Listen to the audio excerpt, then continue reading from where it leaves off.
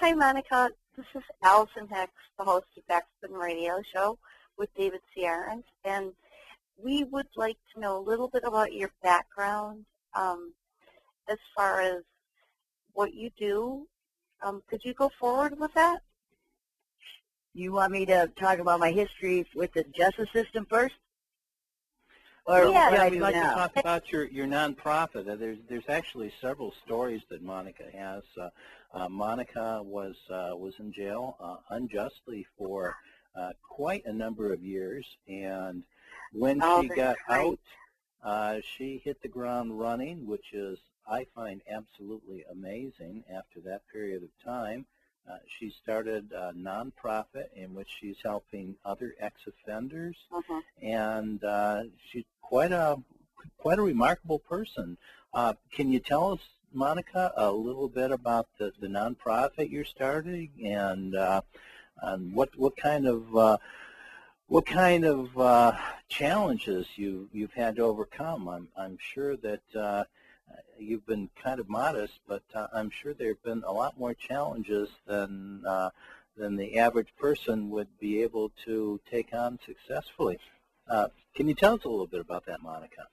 Yeah, it has been very challenging. I always tell my people all the time that, you know, we get in that comfortable and familiar zone, and being incarcerated, and we come out here and people want to continue to close those doors. So, you know, I'm always steadily pushing to open doors. So, you know, and that's very frustrating. But I got out of prison after 28 years in 2007. When I got out, I really didn't want to go looking for work. My passion really was kids. I was mentoring, you know, the lifers, the kids that were coming in from off the streets that were 13, 14, and 15, coming into prison serving life sentences. So I was doing a lot of mentoring of those kids. So that's what I really wanted to do. Wait a minute, there's 13, 14, and 15-year-olds in adult prisons serving life sentences? There is. Wow. Yep, there is. Well, that's got to be pretty tough. Yeah, that was hard. Pretty dangerous for somebody that age. Yeah, well, I can't say, you know, with the men's prisons, I'm sure it was a lot different. You know, in the women's prisons, it's not a dangerous, you know, overall situation anyway. There's some situations that go on, ain't no question about that. But well, you should talk to Gloria Killian about that. Perhaps the prisons in Michigan are a little safer than the ones in California, because Gloria Killian tells us that about 80% of the women in California prisons have been sexually molested and or raped. By the guards? Well, you know, Alison, maybe you could say a little bit more about that. I can. I was in county jail, and I saw more than you could see. It was horrific. The 6 girls going at it at the same time. I was hit on. And I think in county jail, in Maricopa County, I think that the guards don't care.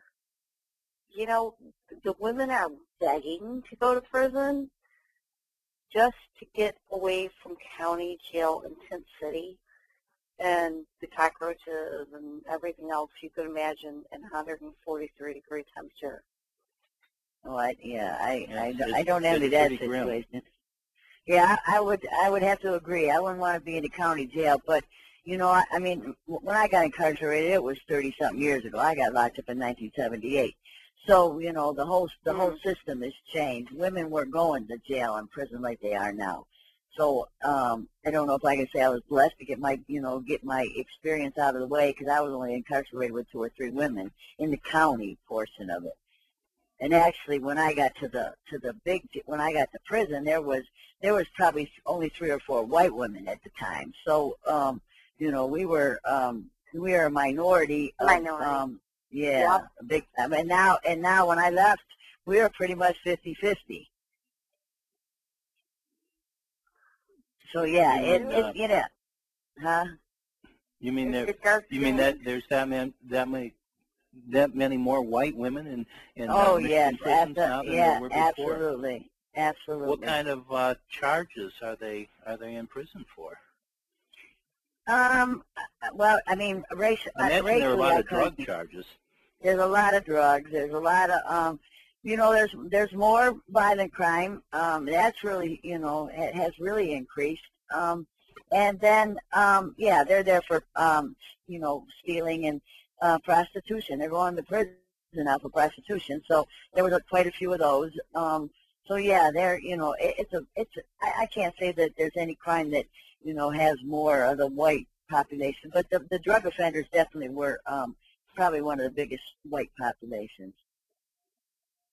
Well, Now, that's pretty astounding, the way the prison population has grown. But I don't envy anybody that's been in Arizona or California. So, you know, I'm sure that, I'm sure, yeah. I'm sure. I actually can't stand to go to Arizona just because I have to listen to people talk about people. Their politics there is so sad. Oh, my God. But, yeah, I know, because I was looking at your site and some of the stuff, and a friend of mine is a friend of that Joe's, and we get into these major debates about, you know, he keeps telling me, come on down to Arizona. No, I don't want to. Yeah, yeah, right. Well, I've been to Maricopa County, and it's a beautiful place. It is a beautiful state, but I don't love there it again because it's so unsafe. Yeah, I loved it there. It's beautiful. You know, you could definitely live there if you didn't have to live with the people. I mean, most of the people are there. They love that character. They love that Joe guy, and they hate immigrants. You know, and everybody there is so prejudiced. Well, Alison was one of those people before she actually ended up in Sheriff Joe's jail. She thought he was great, you know, law and order and all that kind of stuff. But I used to believe in the death penalty too. If you find yourself in the Maricopa County Jail, then that's a real paradigm-changing experience. Marion, do you believe that just because they put hookers in jail, what about the guys that do that and pay for it? They don't get in trouble. The men? Yeah. And they don't get, yeah, well, they don't, yeah, well, we know that's always been a gender classification crime of ours anyway, so, you know, yeah, I mean, but you never hear about that stuff. It's kind of like the same thing with sex in prisons. You know, you always heard about the sex with the guards in the female facilities, but you never heard about the sex with the guards and the men because the men were enjoying the sex and they didn't tell. But the women got dangled a little bit money in their face, and then all of a sudden they didn't like it anymore. So, you know, you never heard about any of those. So, yeah, there's a big gender situation. I never even thought about that one, actually. That is an interesting thought. It is, because I met some of the women, and they'd go in and out, and they had no means. They had no help once they got out. They had no car. They had to go back to the drugs and alcohol and the hookers. And Sheriff Joe loved it. He'd throw them right back in jail because they had no chance. And in the Johns, which we say men who paid $1,000 to do the hooker, and it's like they get away scot-free. Right. Yeah, well, you're right. I think you're right. I've never seen a guy go to. Actually, I'm gonna take that back. I have seen a few guys go to jail for that, for pimping girls, but yeah, it's not like the women that are going to prison for prostitution. No, and they could be black, they could be white, they could be Hispanic, and they're in there for like a year, and then they get out and they have no chance. There's no hope. Oh, yeah, absolutely. I mean, especially if all of their life they've been dependent on a man, and then they go to prison and become dependent on prison, and they tell you what to do, and then you get out and you're going to try to figure out how to take care of yourself. You know, that's I got plenty of those with no car. With no car, no transportation, no place to go, because by this time they've already burnt all the bridges with their family. So, you know, who are you going to call? I mean, I've seen that happen over and over and over again, and the people that really want a chance to try to do that, you know, can't get up off their, you know, picked up. And here we go. Here's where David can come in. Now, economics. This is how much taxpayers pay. Yes, David? think about it. Even if somebody thinks those people deserve to be in prison, what a waste.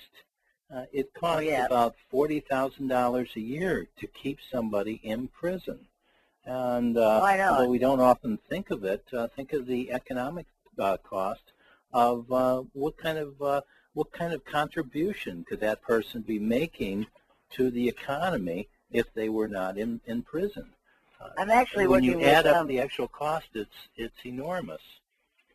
I'm working with Fred Durhal right now from the Detroit representative, and we put together a task force to look at the cost effectiveness of putting people in jail and instead putting them on a tether or a monitor instead of sending them to prison. We just did a big, you know, he's really pushing that, and prostitution is one of those crimes where you got the on the sentencing guidelines, you got that grid where you can go either way. So, and they're looking to make it happen where you have to go to do the tether rather than the prison. Well, that's where you come in, and that is that you have been involved with prisoner reentry programs. Actually, the program you're running is way more successful than the prisoner reentry programs that are funded by the state. Oh, absolutely. And think about how much more cost-effective that is to keep somebody out of jail rather than spending $40,000 a year to put somebody in jail. And when you consider that there's a huge number of people out there that are innocent, it becomes more and more absurd the more you look at the facts. And that's why Michigan is so, been quite successful.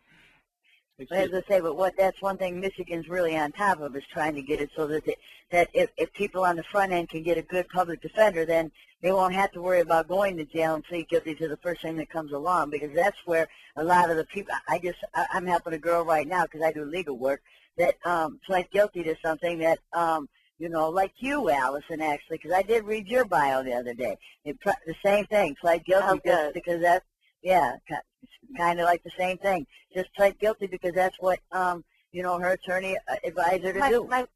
My public defender told me to, and she lied. And there's so many women in prison that have done that. Or there's the one part for most people is when they actually meet their public defender. People always assume from watching television the way the court runs is that the judge is the impartial monitor of the court system to make sure that things are done right, and that the prosecutor is there to keep people safe and to protect us from the bad guys. And when things go completely wrong, the very last person who's there is the public defender who's there to defend you. But they're not really there to defend. They're really there to arrange a plea bargain, and they will do whatever is necessary to coerce you into a plea bargain. That's so wrong, because $65,000 per court case if you go to trial. So a public defender goes with the prosecutor and the judge, and they coerce you into taking a plea. That is their function in court. It's not to defend you. It's to arrange a plea bargain. But I had a friend in Seattle, and he was a judge, and his father was a judge, an old-time judge, and public defenders are paid to defend, but they don't, because they try to save taxpayers' money. But in the hindsight, well, because they're part of the system. Yeah, but in hindsight, they've cost me over a couple million Well, bucks. that's hardly saving the taxpayer money by putting a person in jail and spending $40,000 a year to keep him in jail. If that's a way of saving taxpayers money, then they're doing a pretty lousy job of it. It's not the same way it used to be, Marianne. 300 people over 10 years is $30 billion. Now, is that saving taxpayers money, or could that go back into the school system? Sure, absolutely. No Monica, you were just saying something about how if public defenders actually are able to do their job well and defend the innocent, then perhaps that would change the economics of the entire institution. Yeah, we've got a big campaign in Michigan for that right now. Where are you heading with that? Mm-hmm. No, I just say, yeah, I think they... Well, I do know there's a lot of money for the prisoner reentry program, both with the Republicans or the Democrats. So if somebody does a good job of putting together a prisoner reentry program, then the funding is there if they're looking for it. Yeah, but the problem but as you know, there's so a downside to taking that right. funding. No, yeah, no, not only that. It can really corrupt your organization. Yeah, no, it's the politics. As I said, the parole office recommended that they came to me and asked me if I would put the contract in.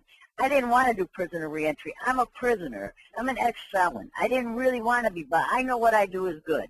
You know, because when people walk in my door, I know that they're going to get everything that they need, and we're going to do the best we can, and we're also going to be a support system. And as Alison knows, that's a key piece of trying to get your feet up. If you got to go back to what you're comfortable and familiar with, which is the people from the streets and the drugs and all that different kind of stuff, then it's all over for you again. So if you can keep them in a positive atmosphere, and I offer that at my place, that's something that, you know,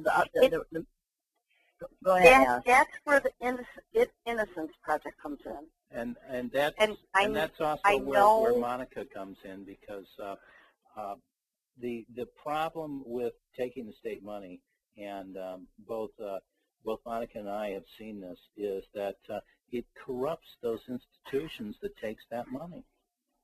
Can you talk about that a little bit? No, I just, yeah, the guy up at Michigan Works that has the fiduciary for the MPRI contract. He's giving the money to his friends, and all the money's going to the administrative costs. It's not going to helping the client. Because everyone, I just counted it in the last 2 weeks. I have had 24. Isn't that the way it always happens? Yeah. The money actually goes to administrative expenses, and virtually none of it actually gets to helping the client. But they're walking in every day. I can't get my ID. I got a job waiting. I can't get a bus pass. They told me they don't have any money right now. You know, I hear that on a daily basis. Well, they can't help me get my driver's license. They can't help me do all that stuff. But they have money to pay people $40,000 a year in salary. Exactly. Yeah, that was really disheartening to me to think. Go ahead, Alison. Monica, have you gone to Myra over at Cooley Law School? Yeah, I was just telling her. She read for me in my poetry reading. Oh, I did a poetry reading. So cool. Yeah, she read on my poetry reading. BackSPIN. Yeah, I saw the picture because I was telling David. Yeah, she got a guy off who was wrongfully arrested, wrongfully accused, and his name is Ken. And Ken, yeah, she is with a W. Yeah, Ken Lytra. Yeah. Something like that. But, you know, you can sue the cops, but people like us, we don't know that we can sue the judges or the public defenders or the prosecutors because we think we're immune. However, Bill Williams said the opposite. We can. Oh, yeah, you can. The governmental immunity only applies if it's the government.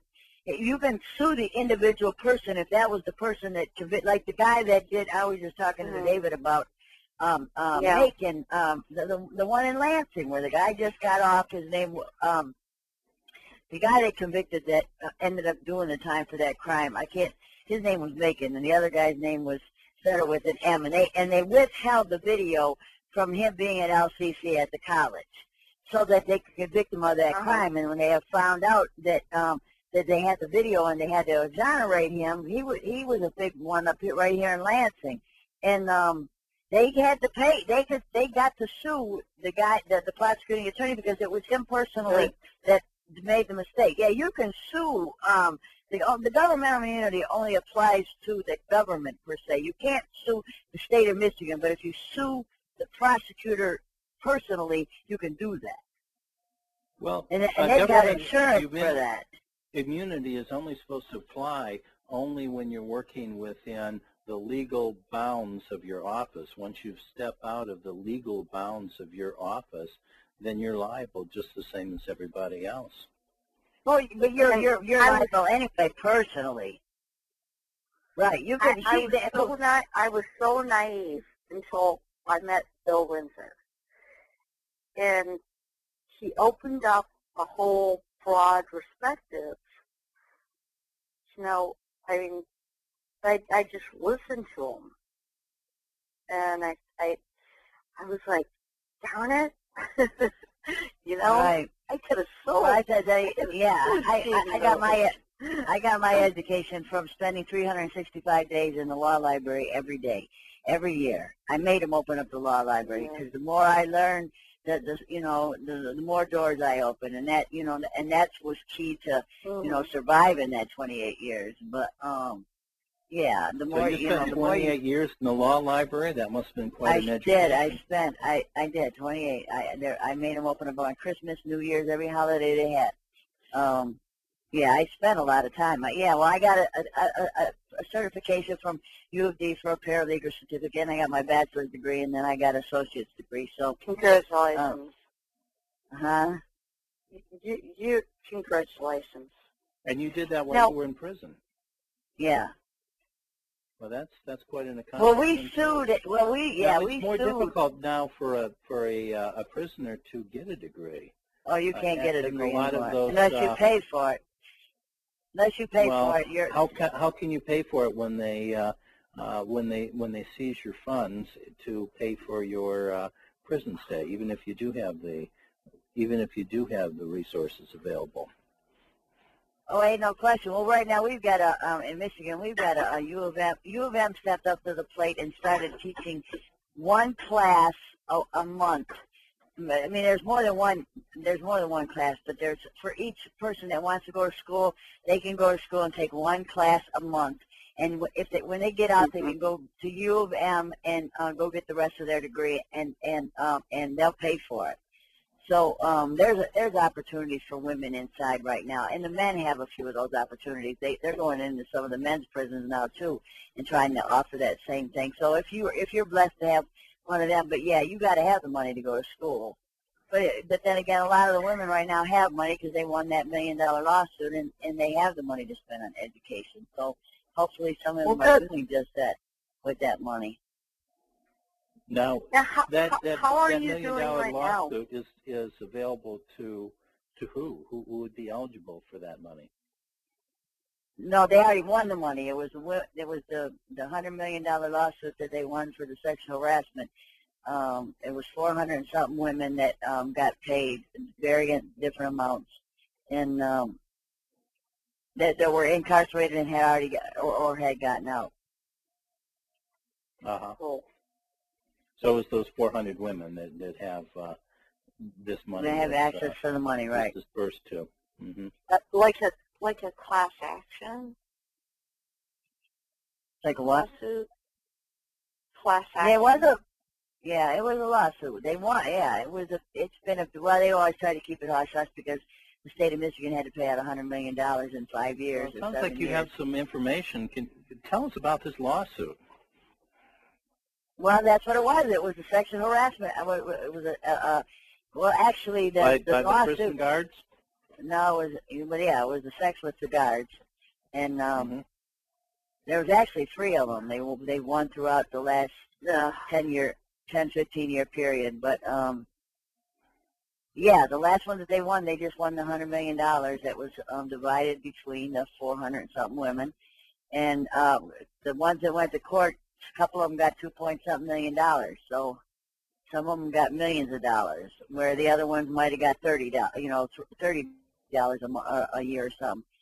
Depending on what type of a claim you had. If there was no sex involved, you didn't get as much. If you just had a privacy issue, you got less money. There was different ranges of abuse.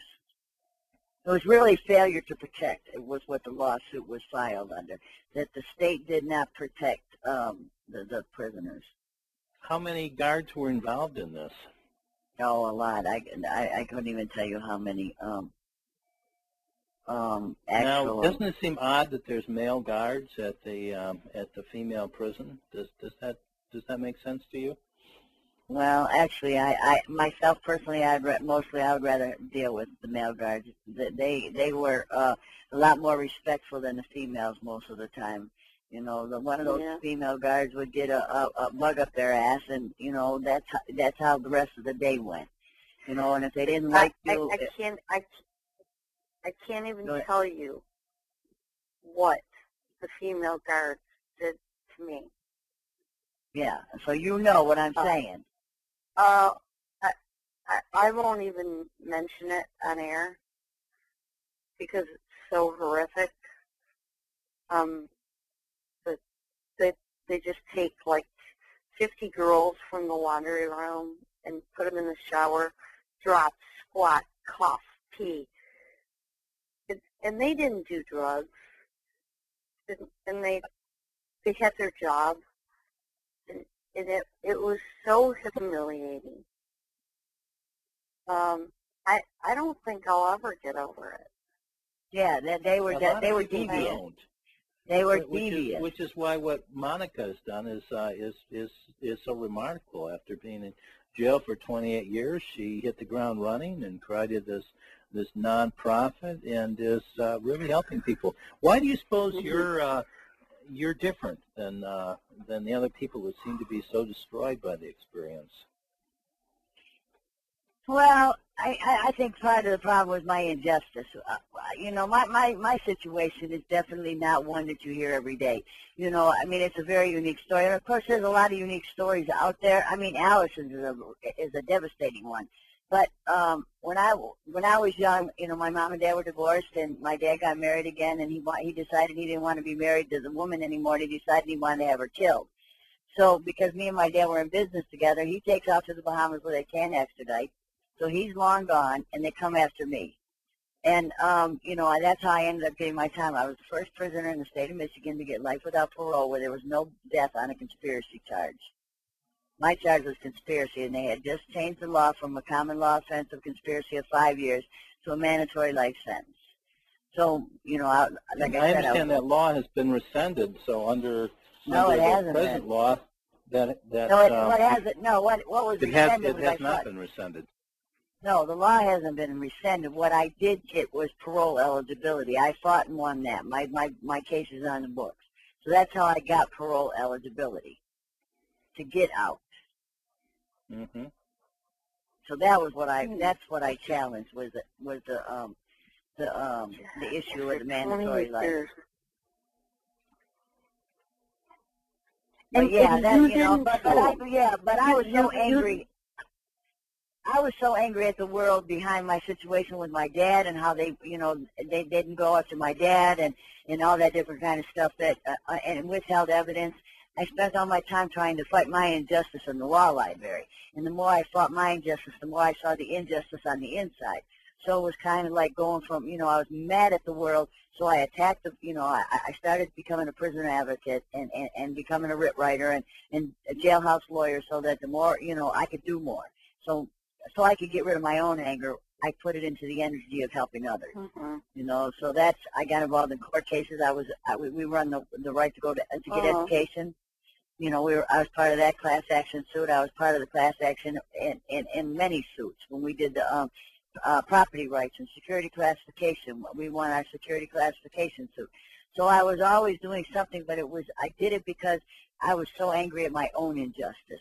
So I continually fought my own and continually fought for them. So that's, I had my passion always going. So I was always fighting something. I was always, my juices were always flowing to the injustice. And the more I saw like you. You know, I'm sure that's what that motivates you and what you've been through. And well, my yeah, experience.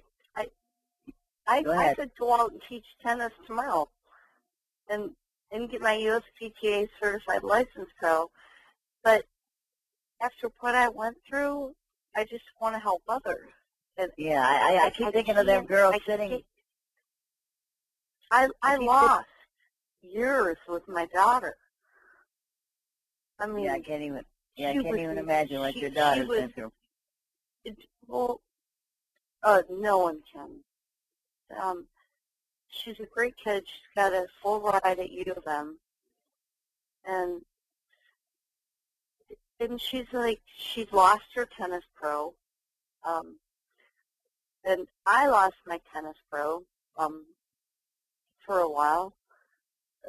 It's like, why do they do things to good people? Yeah, that's why I people can would be shocked if they see the injustice that occurs in our so-called justice system. Well, it's amazing to me. Shocked. Yeah, well, I'm sure Allison's had this experience, but you go into a room and you start telling the story, and all the light bulbs go off. Really? This is what happens? You know, really? You know, they're like, they don't believe you. Yeah, they start to cry. They start to cry. You know, really? You know, I mean, I've had so many people embrace me just for the the 28 years I had to lose because, you know, they wouldn't step up and go get my dad and do what they had to do. But, you know, I learned from it, and I've taken that experience, and I want to help others, you know, understand. And there's nothing I won't do for somebody that, you know, is still sitting there. I keep thinking about count time and sitting on a bunk and having to wait for somebody to come by and tell me when I could go to the bathroom. And that starts my juice flowing all over again. There's another battle to be won. Now, I'm not doing so much of my advocate work as what's going on in the prison. I'm trying to focus on getting more people out because there's so many people that deserve a chance like I got. And if nobody steps up and says, look, you know, we always hear about the failures, but you never hear about the successful people out there here because the successful people are afraid to come forward because then all the doors start closing for them. So you got to keep pushing and keep pushing and keep. Go ahead. We had a guest on last week. David, who was he? It was a professor. Daniel DiMaggio. Yes, and he was excellent. See, a variety of guests, and he does the stats, the money, the economics, and it's like, why put someone in prison or county jail when I, for example, I could have been out teaching tennis, making $200,000 a year, raising my kids for a false arrest. And then I end up on the SSI system, and people have to pay, taxpayers have to pay. So I thought Daniel did an excellent job. And it's on my website. What the voters really respond to is who is the best stewards of their money. And if you approach things in terms of cost-benefit analysis, that's the sort of thing people can understand. So Daniel has the statistics, he has the facts, and if people that are in those positions of power or people that are running for office were to approach things in that way, it's been very successful for politicians in the past to look at cost-benefit analysis and approaching public policy decisions. Daniel's got the statistics. He's got the facts. He's got the numbers, and there are skills that public officials can develop, which is why we started Sherman Institute. It's shocking how little people in public office really know about the actual process of changing things, the actual process of implementing processes and changes in the system, and how little they even know about the actual economy and government. the amount of waste in government is just absolutely horrific. We could do a whole lot more with just the resources that we have right now. So that's one of the things that we're trying to approach on this show, is not just about the problems, but the solutions to the problems, which is why I like Monica's what Monica has done, because what she's doing is really seriously helping people, and isn't it a lot more cost effective to help people and keep them from going back in jail? Isn't that better for society? Isn't it cheaper? Isn't it better for the taxpayer? That's right. Well, go into a room with taxpayers. I always tell them I'm going to get them a T-shirt. I was going to get a T-shirt that says, "How long do you want to take care of me?" Because that's exactly what they're doing. As long as these people have to be on food stamps, as long as they have to be on some type of government assistance and not taking care of themselves, that means it's coming out of your taxpayer dollars. And when people start to think about it, they say, "Real? Oh, I didn't even think about it like that." Okay, well, what do you think who do you think's feeding them? Who do you think's taking care of their family? If they can't do it, somebody's got to do it. And the real benefit of what you're doing is, in fact, the taxpayers. For what you're doing, you're keeping people off public assistance. You're keeping them out of jail, and of course, your clients are benefiting that. They're not going back to jail. They're getting back on their feet again. They're getting back with their family and loved ones. They're getting involved with their church. But the real beneficiary are the taxpayers, and they don't even know how much people like Monica are helping them.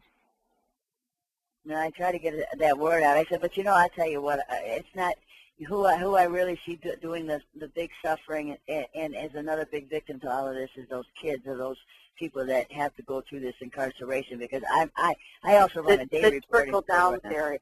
Yeah, the trickle down. I'm sure that you've had issues with your daughter that you had to deal with after being separated from her. I mean, I'm sure that yours. I was lucky. I had family to help me out, but think of the people that don't have family. Family, right? And but just having. But just what about the devastation of having to deal with the stigma that they put on you, and you being in the papers and all the stuff that she had to go through with that? Well, I'm an adult, and I can deal with it. For the most part, it's been hard because I'm not selfish, and I had to share. My daughter was never taken away from me by the system. It was a false arrest. But I couldn't afford. They took away my tennis career, and I had to share. My sister, my parents chipped in, my brother, my friends, and my friends and my friends and my friends. They all helped out. It's just, it affected a false arrest for leaving your kid 2 minutes at the neighbor's. As a professional tennis pro, for children, it didn't make any sense. I could be paying, I could be paying taxes. Right, exactly. I could be helping out. I made $200,000 a year. I could be helping out and that's for the part the needy and the that poor. People don't even seem to consider is the economic contribution that these people would be making if they're not in jail. So not only does it cost us $40,000 a year, the cost is actually much higher. Look at $30 billion. Costs. Look at all the $30 billion. Look at all the kids that grow up without a father, and what are those kids going to be like when they grow up? Because your chances of ending up in jail, if you grow up without a father, you end up with a father in jail, your chances of ending up in jail yourself are multiplied infinitely. I can't tell you how many generations of kids I had follow their mothers. The grandmother, the mother, the daughter, and the granddaughter. They're all sitting in prison today because they all. I had a girl that got lost her mom and dad on the same day. Mom killed the dad, and dad was dead, and mom went to prison for 30 years. And the girl literally came to prison to be with her mom because she had been to foster care. She ended up on the streets, ended up becoming a prostitute, becoming a crackhead to try to deal with the situation of losing her parents at 5 years old. This girl was a basket case. And then when she got to prison, she couldn't even be with her mother because they had a new policy that says you couldn't be in the same prison as your family members. So, she spent all that time trying to do that, and, it failed. But, and she's only one of a lot. There's so many of them that, the mothers would take the kids into the store and teach them how to shoplift and use them and put the stuff in the diapers, and then the kid would end up, learn how to shoplift, and they will follow in that path. They've become creatures of their environment. I run a day reporting program. It's an alternative to prison. It's a PA 511, what we call in Michigan. And I have 16 kids right now that I have in the office. 4 of them have 2 and 3 and 4 of their own kids. And they're bringing them with them because they have nobody to take care of them, and they're fighting with the baby mama, and half of them have protective orders against the baby mama because they didn't like, what was going on. And here they are, 18, 19 years old with these babies. And these babies are going to, they come in, and these little kids just look so lost. It's a domino effect. Well, that's heartbreaking. Monica, what can people do to help? Because I know that there's people out there that are listening to this show that would like to volunteer their time, would like to help out in some way, and what could they do? What can they do? I can give out my phone number. They can call me. I got plenty of volunteer opportunities, and of course, money. Trying to get the funding to get in the bus pass and the IDs and all that different kind of stuff is always the challenge because I don't have a lot of funding for that. We're running on less than $20,000 a year. Have some of the churches helped you out? I work with a lot of the churches, and I'll reach into them to get. We're starting a faith-based coalition in Lansing with a lot of the churches, and they're trying to set up something where they're going to try to help the different areas. The offenders might have. I want to jump in, and Laura Caldwell with the Innocence Project out of Illinois. That's her job. They get people's houses. They get people money, food. And I know it's in Illinois, but Laura Caldwell is one of the top. Bill Clutter. I don't. Just call the Innocence Project. I actually work with Cooley in the Innocent Project. I go to their stuff. I work with a couple of the organizations in there, and they've done some reaching out with me in a neighborhood group that the kids that are going to college there have done. That's how I met your friend. What did you say her name was? Laura Caldwell? Do you know Laura? No, I was trying to. I was right now. Mara. Maro?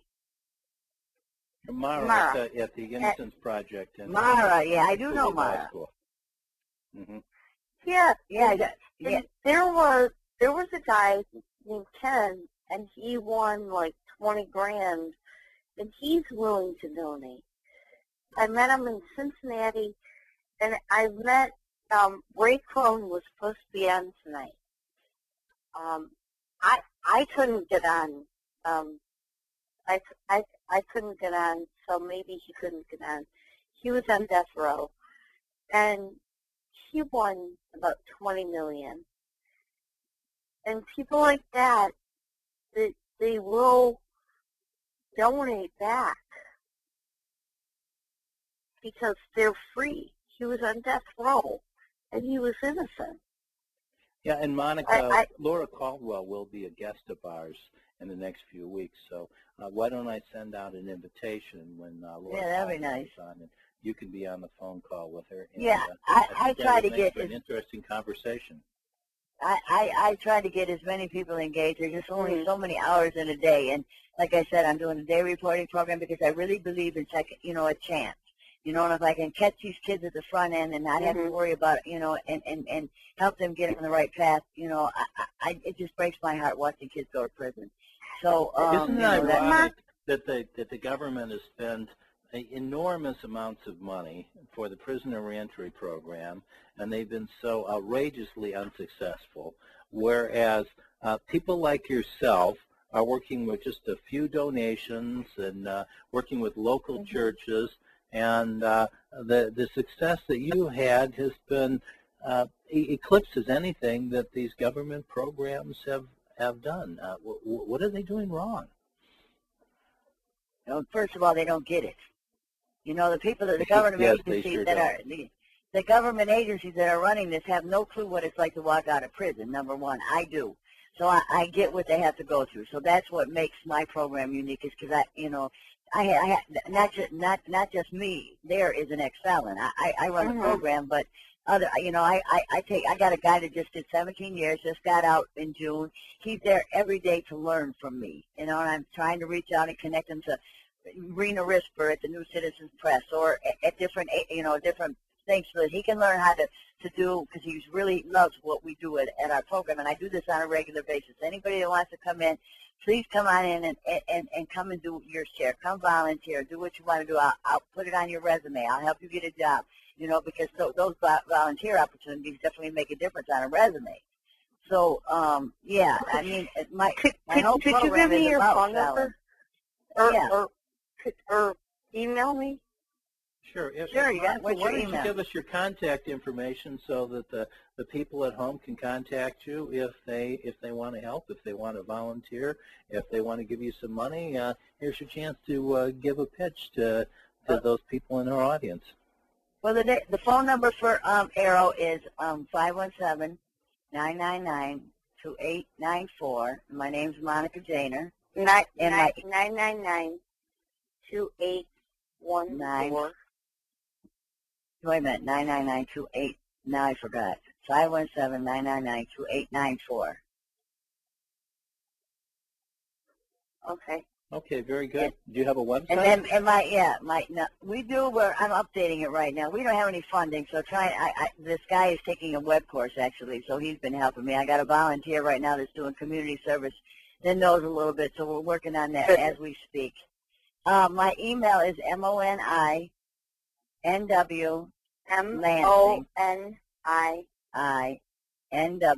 Lansing. Yeah, at gmail.com. Yep. At gmail.com. Good. And my email address is mymovie1111 at AOL.com. 111. On the website and also on Facebook. 4 ones. Okay. 4 ones at what? At what? At AOL.com. Okay. And you can call me anytime. It's 517-599-0016. But David said that you used to live. I only live about a mile from. I live up between Aurelius and Cedar, so you were only a mile down the street from me, because I live out of Willoughby, but off of Willoughby. But yeah, I'm on vacation right now. I'm down south, so the best way to get a hold of me is by email. I'll be home in about weeks. Okay. Okay, very good. We're coming up near the end of the hour, so Monica, if you have any last words of wisdom, then why don't we cover that, and then I think we will put an end to this show that we're doing right now. Well, I just think what you guys are doing is amazing, because changing the public perception is so important. People just don't want to give second chances. If you don't mind, and I think that people seem to think that the people who go to jail is somebody else, some people that are not so palatable, but people are starting to realize that it's people like you and I. Alison Hicks was just a regular suburban mom that lived at the end of a cul-de-sac. A lot of our guests are people that before they went to jail just simply thought that the system was out there to help them, that the police were there to protect them, that the prosecutor was out to get the bad guys and to protect the innocent, and that the judges were there to impartially administer the law, that the public offender was there to help the innocent. To defend. And it's not like that at all. And that's what they're paid for. Once you get targeted by the system, you very often become a victim. And if people don't realize that, then they could be next. It could be right, it exactly. Could be you, it could be your children, it could be somebody you love. In fact, I think if people think about it, almost everybody's been touched by this. Almost everybody has a niece or a nephew or a son or a daughter or a father or a cousin or somebody that is in jail right now, and they could be in jail for a victimless crime. How can there be a crime if there's no victim? Or for possession of marijuana? You could be like Martha Stewart. You know what Martha Stewart actually went to jail for? It was not for cheating in stocks. It was for lying to an investigator. So that if you do not know your rights and you claim to be innocent when in fact it could be proven that you weren't completely innocent, you can be prosecuted for lying even though they cannot prosecute you for the actual crime that they and matter of fact, that seems to be a favorite technique of prosecutors that prosecutors use. Overzealous prosecutors. But a technique that those overzealous prosecutors use is to ask a question in which the person is compelled to lie and then prosecute them for lying. Now, most people don't realize that the prosecutor and the police can lie to you all day long. It's not like on television. People have this idea that if you ask an undercover cop, are you an undercover cop? They are compelled to tell you the truth. No, they're not. They're allowed to lie and cheat as much as they want, and that's perfectly okay. But if you lie to them, you can be prosecuted. So remember the Miranda rights. Remain silent. And very few people actually listen to that. It becomes like a mantra. Right, because it's not even, they don't even need it anymore. So that's a whole new agenda. Yeah, I never got my Miranda rights read. Well, they changed that. Now it doesn't even matter whether you have a Miranda right. It doesn't void prosecution anymore. So, the whole law has changed throughout the country through every president that we've had. So, depending on who you got in your United States Supreme Court. So, it's all based on who we get and what we do. That's why the juveniles are lucky right now. Those 13 and 14 and 15-year-olds that are serving life might get a chance in the next year or so at freedom that have done 25 years when they were kids and made a stupid mistake. Mm-hmm. Okay. Yeah. Well, Monica, I want to thank you for being our guest. And, no, thanks for inviting me. Thanks for allowing me. Sometimes. We will be having Laura Caldwell on very soon, and I will certainly invite you to be on, and we'll send you some more invitations because I'm sure that we've just touched the surface, and there's a lot more that we can discuss.